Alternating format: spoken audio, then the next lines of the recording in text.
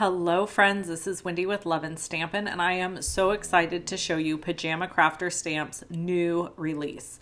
This is her August release and it is so stinking cute. I absolutely love it.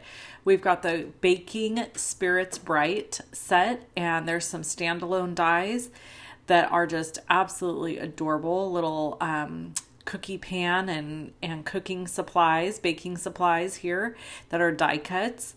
And then all of these cookies can be cut out individually. We're going to make a card with this today. And then we've got the Heaven and Nature Sing stamp set and die, which we're making a card with today. And then there is the Seasons Gifting stamp set and dies. I'm not making a card with this one today, but I love it and I will make a card with it. We also have some standalone dies that say Merry Christmas, Noel, and Peace, and they have that cool outline. And then we have a nativity scene that die cuts out. So I am really excited about this. I want to share this with you really quick before we even get going here. Pajama Crafter Stamps is offering my viewers 20% off with the code Wendy20. So when you place an order with Pajama Crafter Stamps and use the code Wendy, W-E-N-D-Y, and the number 2020, you will get 20% off your order. This is on non-sale items. So anything that's not already on sale, you can use this for. So you could use it for the brand new release. And this code is good all the way through September 30th. So that's really exciting. So for this card right here, oh, by the way, link is below the video in the description and over on my blog as well at loveandstampin.com. Okay, so I did have a die from Waffle Flower Crafts that makes this look like postage stamps.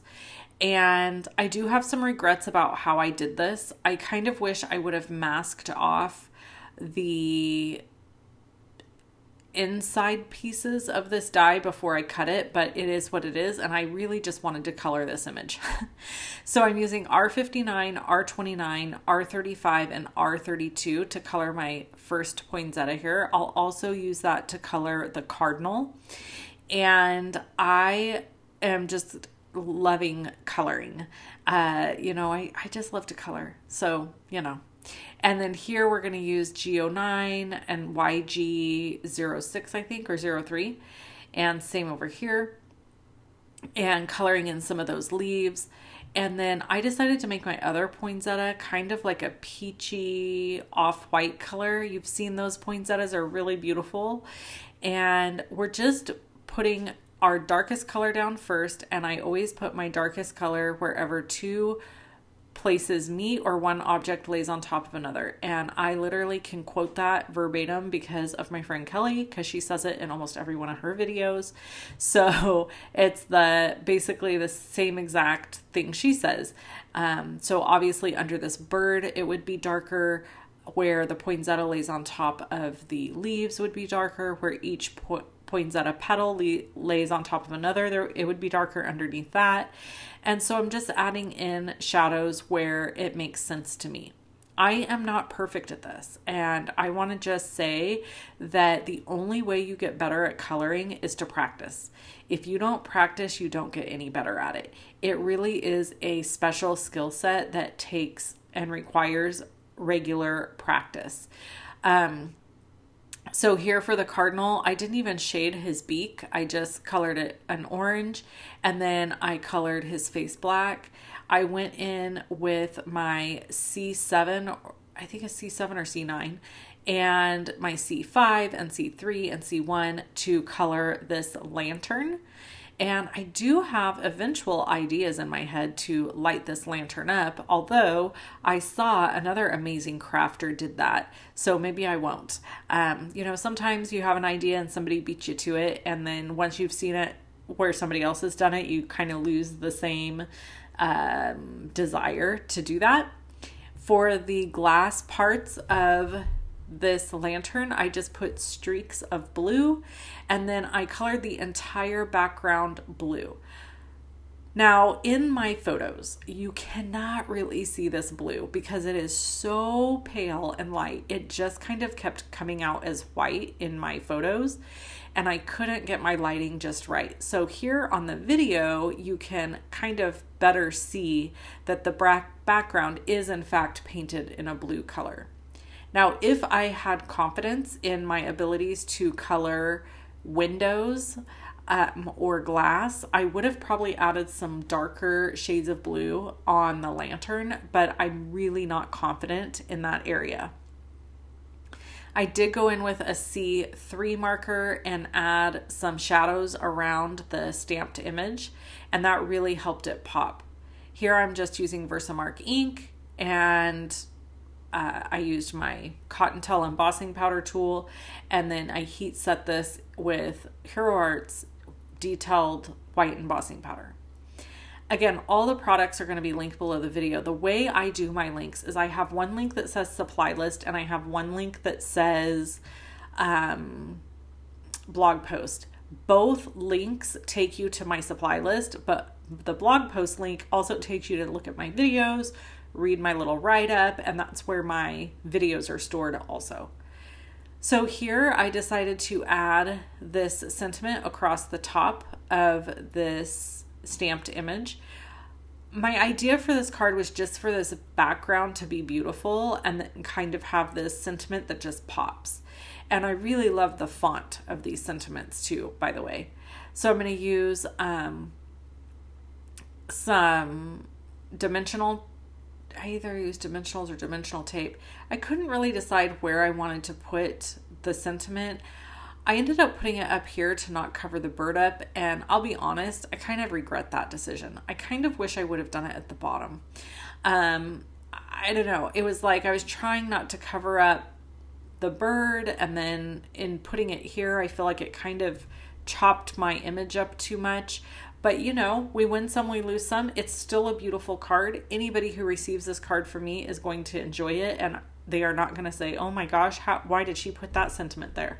Those are all thoughts we have on our own that usually nobody else is thinking, but we are our own worst critics, aren't we? So I'm using some dimensionals here, adding this sentiment to the front of this die cut piece, and then I'm going to mount it on black cardstock, which really makes this whole thing kind of pop. Reds, whites, greens, blacks, beautiful together. They just complement each other so well, and they really pop. So that is about this card. I mean, there's not much left to do except add dimensional on the back, and then I add it to the card front, and then I went around and I added some beautiful little rhinestones from Pajama Crafter Stamps. I love how her rhinestones come because they come in a little baggie and they're loose, and you get a whole lot of them, and you can just place them wherever you want on the card, and this card is all done. I think I added some shimmer with I think this is a Spectrum Noir glitter pin, and that was it. The card was finished.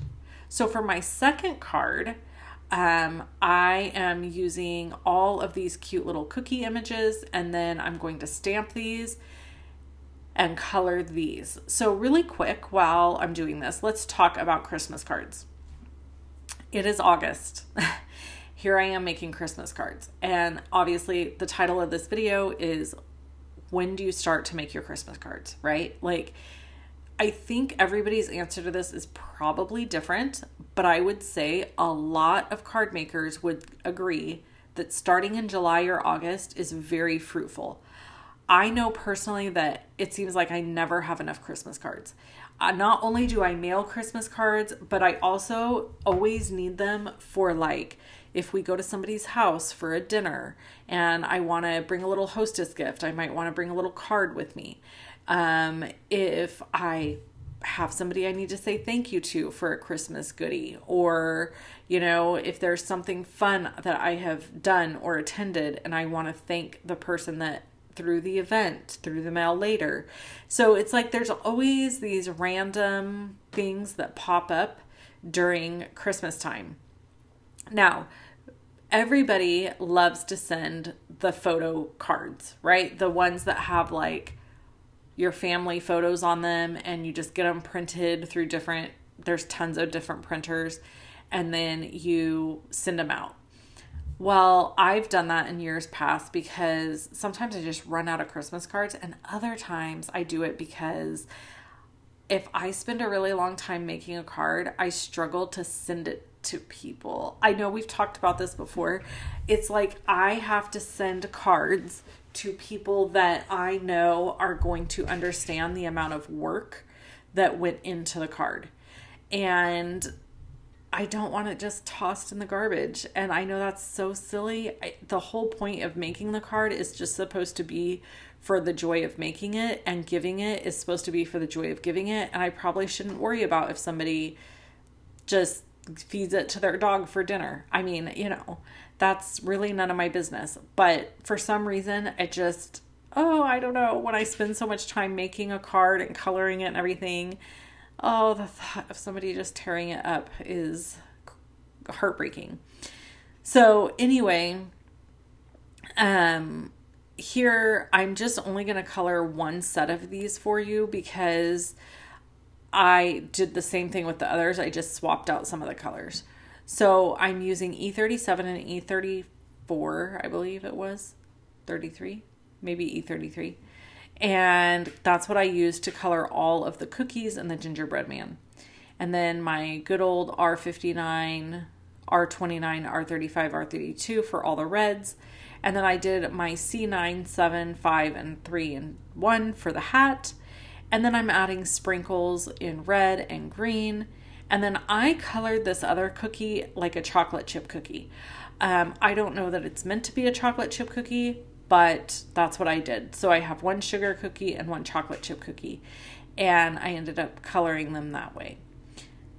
Then for the little peppermint in the middle, I added some red on a couple of the different pinwheel things, and then added a little bit of gray along with adding some gray on the snowman's face. And that was just to add some depth and shadows to the white spaces. Along with that frosting cookie on the top, I added a little bit of gray spots underneath all of the sprinkles for exactly the same reason. All right, now that everything's cut out, I'm using a piece of like soft blue cardstock, and I ran it through an embossing folder that I had from Honeybee. And I've cut my tray, and now I am assembling all of my goodies. That tray is really pretty in real life. It's cut from like a white, shimmery, iridescent type paper because I ran out of foil paper. Silver foil paper is my nemesis. For whatever reason, I cannot seem to keep silver foil paper in my life on a regular basis. I get it, I run out very quickly, and then I don't have it again for months and months and months. I don't know. I have no explanation for you. I'm using the hinge technique here with some not cling wrap. What is this called? Press and seal.